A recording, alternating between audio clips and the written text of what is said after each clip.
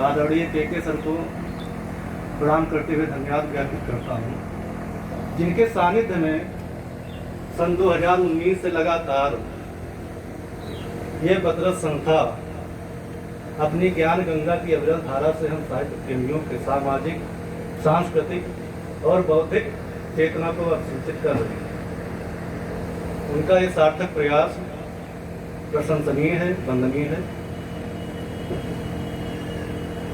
जैसा कि सर का निर्देश हुआ था कि संजय सुमन जी की कविताओं को जो है समीक्षा करनी है, मैंने 2 मिनट में केवल थोड़ी बात रखना चाह रहा हूँ। मैंने सर की कविताओं को कई तरह से खोजा। एक खोजी स्वभाव जो होता है शोधार्थियों का, वो कभी मन मानता नहीं है। मैंने गूगल पे कई तरीके से खोजा, क्योंकि शुरुआत मैंने सर की कविताओं को 2 बार पढ़ा, तो जो कवि मन है वो कई बार इनकी कविताओं को और अधिक पढ़ने की इच्छा जागृत हुई कि अन्य कविताएं और भी पढ़ने को मिलेंगी।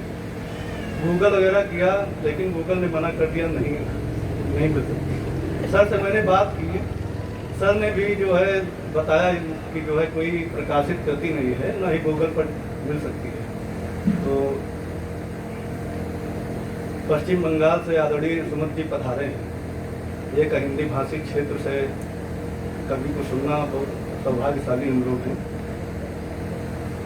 माना जाता है कि कविताएं समाज का आईना होती हैं, इसीलिए एक सजग रचनाकार समय की चुनौतियों को स्वीकार करते हुए अपने अनुभव को कविताओं में ढालता है, जिससे समाज की वास्तविक स्थिति सामने आती है। कवि समाज के अच्छे बुरे मूल्य, विचार, भावनाएं आदि के साथ साथ हमारी व्यथा कथा को भी प्रकट करता है, और यह बात संजय सुमन जी की कविताओं में प्रामाणिकता से लागू होती है। सुमन जी ने 5 कविताएं आप लोगों को सुनाई, और उन 5 कविताओं में 2-2 मिनट में टिप्पणी करना चाहूँगा और केवल भाव पक्ष पर ज़्यादा जोर दूंगा।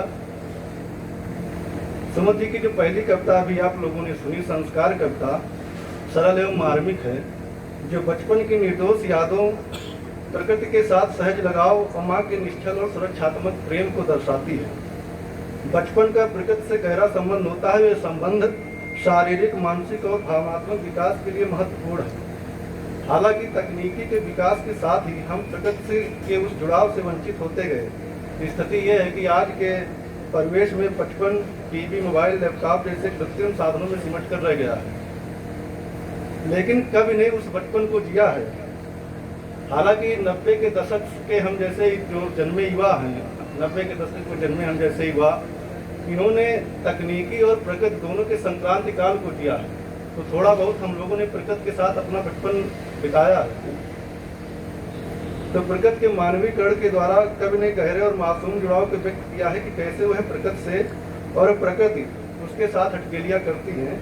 वानगी देखिएगा कि वे उजले उजले खेत, वह उड़ने वाली झिलमिल झिलमिल रेत, बचपन मेरा था लेकिन बाल सुलभ चेष्टा उनमें थी सारी, मैं तो बस उनको छूता भर था, फिर वे लिपट जाती थी मुझसे, आ जाती थी मुझ पर, समा जाती थी मेरे अंग प्रत्यंग में। प्रकृति की महत्ता के साथ ही कवि ने कुछ पंक्तियों में ही बचपन में माँ की ममता और उसके संरक्षक रूप को याद इतना विशद चित्रण किया है कि पाठक स्वतः अपने बचपन की यादों में खो जाता है। कवि ने इस कविता में इस मत को भी पुष्ट किया है कि माँ संस्कारों की निर्माता है। माँ के द्वारा दिए गए संस्कार ही बच्चे की सबसे बड़ी जमा पूंजी होती है। माँ केवल शारीरिक सफाई नहीं करती, बल्कि अपने बच्चे को नैतिक और मानसिक रूप से भी शुद्ध करती है। कविता की अंतिम पंक्तियाँ इस बात का संकेत करती हैं कि बचपन में और समर्पण के साथ कविता की अंतिम पंक्तियाँ इस बात का संकेत है कि बचपन में ही संस्कारों और निष्पाप मन का निर्माण होता है। और इस कविता की एक पंक्ति जिसमें माँ के असीम प्रेम, त्याग और समर्पण का साथ छिपा हुआ है, पहुँचती थी बचपन। ये बहुत ही भावुक और मार्मिक पंक्ति है, जिसमें कवि ने एक गहन अर्थ समाहित कर दिया है। यह उस निश्चिंतता और सुरक्षा की भावना को दर्शाता है जो हमें सिर्फ माँ के आंचल में मिलती है।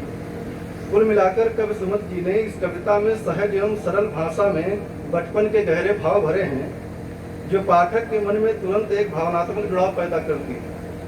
उन्होंने बचपन को केवल एक समय काल न मानकर एक पवित्र अनुभव के रूप में प्रस्तुत किया है, जिसमें माँ की ममता और प्रकृति की सहजता दोनों का महत्वपूर्ण योगदान है।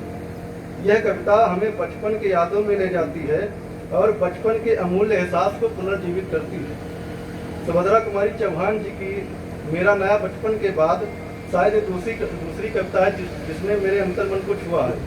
यह कविता पढ़ते हुए सुभद्रा कुमारी चौहान की पंक्ति पर बस याद आ जाती है कि बार बार आती है मुझको मधुर याद बचपन तेरी, गया ले गया तू जीवन की सबसे मस्त खुशी मेरी। सुमुद्र जी की दूसरी कविता की संविधान गायब की बात करें तो इस कविता का भाव गहरा और तीखा व्यंग्यात्मक है, जिसमें कवि ने कई प्रतीकों के माध्यम से हमारी सामाजिक और राजनीतिक व्यवस्था की खोखली नैतिकता और पाखंड को उजागर किया है। कहानी और नाटकीयता के माध्यम से ये कविता कई स्तरों पर चोट करती है, जो अपने नाटकीय परिदृश्य में सर्वेश्वर दयाल सक्सेना के बकरी नाटक और भाव में पार्श्व कवि की संविधान कविता की संवेदनाओं को छूती है। शुरुआत में जिस संस्था का उल्लेख है वह शायद हमारे लोकतांत्रिक संस्थानों का प्रतीक है, जिसमें संवैधानिक आधार पर कार्य होते हैं, लेकिन यह संविधान एक कागजी दस्तावेज बनकर रह गया है। कविता में संविधान के गायब होने की घटना संस्था के भीतर की अराजकता और नैतिक पतन को दर्शाती है। संविधान के गायब होने का पता चलने पर जो हंगामा होता है वह उसकी पवित्रता या न्याय के लिए नहीं, बल्कि इस डर से होता है कि अगर बात बाहर गई तो अनर्थ हो जाएगा। ये अनर्थ लोगों के अधिकारों के हनन से नहीं, व्यवस्था की पोल खुलने से है। गोपनीय ध्वनिरोधी कक्ष में फुसफुसाकर इस पंक्ति में निर्णय लेने दर्शाता है कि सिस्टम जनता से सच्चाई छिपाने में ही अपनी भलाई समझती है। संविधान को खोजने जैसा असाध्य प्रश्न हल करने के लिए किसी ईमानदार संस्था को नहीं चुनना, बल्कि एक भ्रष्ट पुलिसिया को काम सौंपा जाता है। और यह व्यंग्य है कि हमारे समाज में न्याय और व्यवस्था की जिम्मेदारी ऐसे लोगों के हाथों में है जो खुद भ्रष्ट होते हैं। कविता का सबसे गहरा और दर्दनाक व्यंग्य कविता उस भाग से प्रारंभ होता है जहाँ भ्रष्ट पुलिसिया और सूरजपाल की कहानी आपस में जुड़ती है। सूरजपाल वह व्यक्ति है जो अम्बेडकर की मूर्ति का अपमान करने में सबसे आगे था, अर्थात इस संविधान के आदर्शों के विरुद्ध था। लेकिन संविधान की जिल्द उसी ताक पर मिलती है जो सूरजपाल के पिता ने राम और कृष्ण की मूर्तियों के लिए बनवाई थी। कविता में यह विरोधाभास हमें सोचने पर मजबूर करता है कि किस तरह धर्म, जाति और पाखंड को संवैधानिक मूल्यों के ऊपर रखा जाता है। पिछले खंडों के विश्लेषण से आगे बढ़ती है, जो हम खंड 5 से 8 तक को पढ़ते हैं तो पाते हैं कि यह कविता हमारी सामाजिक और राजनीतिक व्यवस्था के और भी गहरे तथा निराशाजनक पहलुओं को उजागर करती है। कवि ने काल्पनिक, आदर्शवादी या भावनात्मक विचार के बजाय तथ्यों, प्रमाणों और व्यावहारिक दृष्टिकोण के आधार पर यह दर्शाया है कि कैसे संवैधानिक मूल्यों का पतन हो रहा है और इस प्रक्रिया में आम आदमी किस तरह पीड़ित होता है। खंड 6 में पुलिसिया पूछताछ की पंक्तियां देखिएगा कि पुलिसिया, तुझे मालूम है संविधान गायब हो गया है। सूरजपाल, कब मैंने तो उसे आज ही देखा था, वह बाबा साहब के हाथ में है, वहां से उसे कोई चुरा नहीं सकता। पुलिसिया कहता है खबर पक्की है। सूरजपाल, हाय बाबा साहब का हाथ तो नहीं तोड़ डाला। पुलिसिया पूछता है कि भीतर का पन्ना कहाँ है। सूरजपाल, है भीतर का पन्ना गायब और बाबा साहब कूड़ा में। सूरजपाल का यह बयान गहरे भावों को व्यक्त करता है कि संविधान के मूल सिद्धांत खो चुके हैं और केवल दिखाने के लिए बाहरी आवरण बचा है। खंड 7 की बात करें तो संस्थान प्रधान के कानूनों को किस तरह अपने अनुसार फेरबदल कर लेते हैं। पाठ्यक्रम में मौजूद रहने के कारण पाठ्यक्रम संकट में है। यह शिक्षा और ज्ञान पर सत्ता के नियंत्रण का प्रतीक है। इस खंड में मूल अधिकारों का न्यायपालिका द्वारा खो जाना, नीति निर्देशक सिद्धांतों का गायब होना, यह घटनाएं व्यवस्था पर चुटीला व्यंग्य करती है। इसके साथ ही कवि ने चुनावी प्रक्रिया की गिरती विश्वसनीयता को बड़े ही व्यंग्यात्मक तरीके से दर्शाया है कि चुनावी प्रक्रिया वाला हिस्सा चिथड़े चिथड़े होकर अदृश्य हो गया है। दीवारों पर लिखा मिला है, चुनाव प्रक्रिया बराबर गजब तमाशा।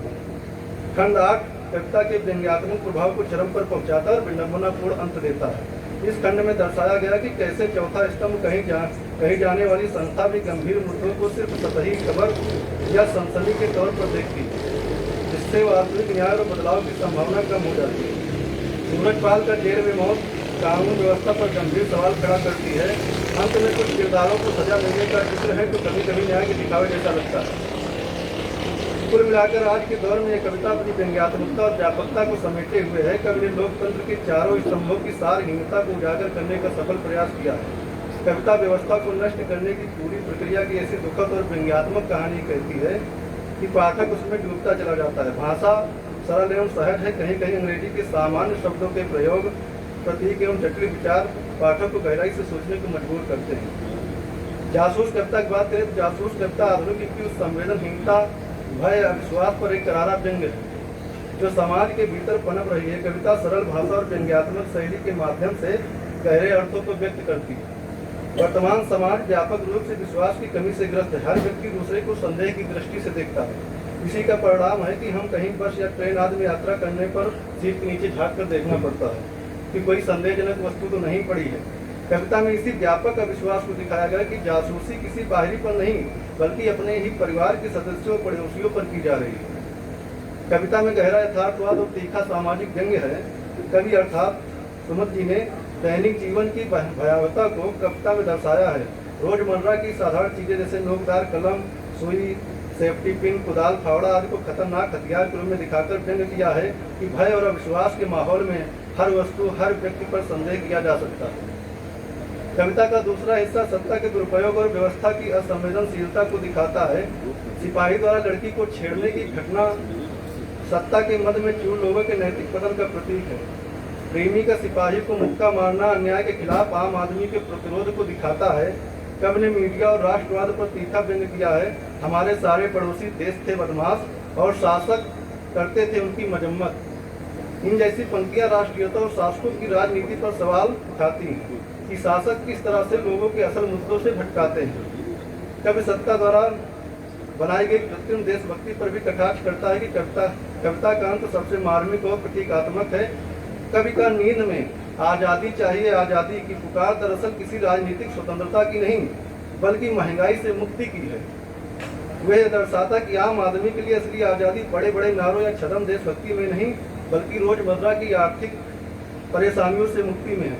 यहाँ अंतर्मुखी द्वंद्व को दर्शाया गया है कि जहाँ एक और व्यक्ति बाहरी दुनिया के दिखावटीपन को निभाता है वहीं दूसरी ओर उसकी आत्मा महंगाई जैसी असल परेशानियों से पीड़ित है।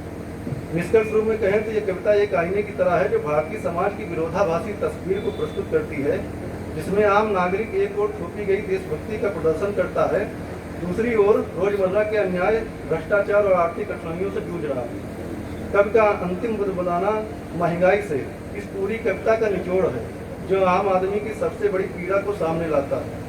कविता की भाषा सरल एवं सीधी है। कहीं कहीं वाकिया, हालिया, मजम्मत जैसी अरबी फारसी शब्दों का प्रयोग भी हुआ है। पूरी कविता में व्यंग्य का पुट है। सुई, कुदाल, कलम और आज़ादी जैसे शब्दों का प्रतीकात्मक प्रयोग कविता को गहरा अर्थ प्रदान करता है। पगडंडी कविता पे 2 मिनट बात करें तो ये कविता पगडंडी को एक रूपक के रूप में प्रस्तुत करती है जो मानवीय जीवन और अनुभव की जटिलताओं को दर्शाती है। पगडंडी हमारे जीवन के रास्तों, हमारी आदतों, हमारे स्वभाव का प्रतीक है। पगडंडी हमें विश्वास दिलाती है कि हम जिस रास्ते पर हैं उस पर हमसे पहले भी कई लोग चल चुके हैं। ये जीवन की उस यात्रा को दर्शाता है जहां हम दूसरों के अनुभवों से सीखते हैं। पगडंडी पर चलकर हम खुद को खोजी समझते हैं जबकि वास्तव में हम बस एक बने बनाए रास्ते का अनुकरण कर रहे हैं। पगडंडी हमें क्षमता का एहसास कराती है। हम उस पर धीरे धीरे चलते हैं या दौड़कर, और ये हमारे अपने स्वभाव और ऊर्जा पर निर्भर करता है। ये हमें ये बताता है कि हमारी गति और तरीका ही हमारी क्षमता का माप है। कविता कहती है कि पगडंडी मासूम नहीं होती, यह अचानक खत्म हो सकती है या कई रास्तों में बढ़ सकती है, ठीक वैसे ही जैसे जीवन में अप्रत्याशित मोड़ आते हैं। ये हमें जीवन की अस्थिरता से परिचय कराती है। पगडंडियों पर मौसम, जगह और हमारे मिजाज का प्रभाव पड़ता है। ये दिखाता है कि हमारे जीवन के रास्ते भी बाहरी परिस्थितियों और हमारे मनोभाव से प्रभावित होते हैं। कविता में बच्चे और बूढ़े का उदाहरण देकर बताया गया कि हर किसी की यात्रा की अपनी गति होती है। जब हम अपनी कठिनाई से जूझते हैं तो दूसरों की सहजता हमें शर्मिंदा कर सकती है। पगडंडियों की हमारी आदतें, स्वभाव और मिजाज जैसा बताता है, ये बताती है कि हमारे जीवन के रास्ते, हमारी खुशियों और हमारे दुख सभी हमारे अपने व्यक्तित्व का हिस्सा है। कविता का सबसे गहरा भाव यह है कि पगडंडी बिल्कुल हमारी ही तरह है। ये दर्शाती है हमारे जीवन के पथ, हमारी आदतों, हमारे संघर्षों का सार हमारी अपनी ही पहचान है। एक वानगी देखिएगा कि पगडंडियाँ आदत की तरह होती है, स्वभाव की तरह होती है, मिजाज की तरह होती है, कभी गीत कभी संगीत होती है, कभी हंसी कभी रुदन, पर सबसे ज़्यादा संभावना इस बात की है कि पगडंडी बिल्कुल आप ही की तरह है। नदी साफ कविता की बात करें तो ये रहस्यमयी प्रतीकात्मक कविता है। सामान्यतः शांत और जीवन दायिनी मानी जाने वाली नदी का रूप कभी कभी अचानक भयानक हो जाता है। इसको इस प्रतीक में कवि ने लिया है कि नदी यहाँ जीवन की सामान्यता और सहजता का प्रतीक माना है, जो कभी कभी भयानक और अनियंत्रित हो जाती है। यह जीवन में आने वाले अप्रत्याशित संकटों और कठिनाइयों का भी संकेत हो सकता है। ऋजुता नहीं रहित नदी बदल जाती है साफ में। पंक्ति को देखें तो ऋजुता सीधापन का भाव समाज या जीवन के उस हिस्से को दर्शाता है जहाँ सरलता और सहजता खत्म हो जाती है और छल कपट या जटिलता आ जाती है। मांझी खींचकर नाव को ले आता है किनारे, मानो नदी साफ लपेट कर गुंजलका में तोड़ डालेगी नौका। नदी की इस भयानक रूप को देखकर मांझी डर जाता है। समग्र भाव में कविता का भाव पक्ष की बात करें तो ये कविता केवल प्रकृति के भयानक रूप का वर्णन नहीं करती, बल्कि यह मानवीय जीवन की उन परिस्थितियों को दर्शाती है जब परिस्थितियां हमारे नियंत्रण से बाहर हो जाती हैं। यह दर्शाता है कैसे जीवन की सहजता अचानक संकट में बदल सकती है और कैसे इस बदलाव में उत्पन्न भय एवं व्यक्ति को पूरी तरह से पराजित कर देता है, जिससे वह अपने अस्तित्व के सामने हार मान लेता है। कुल मिलाकर अगर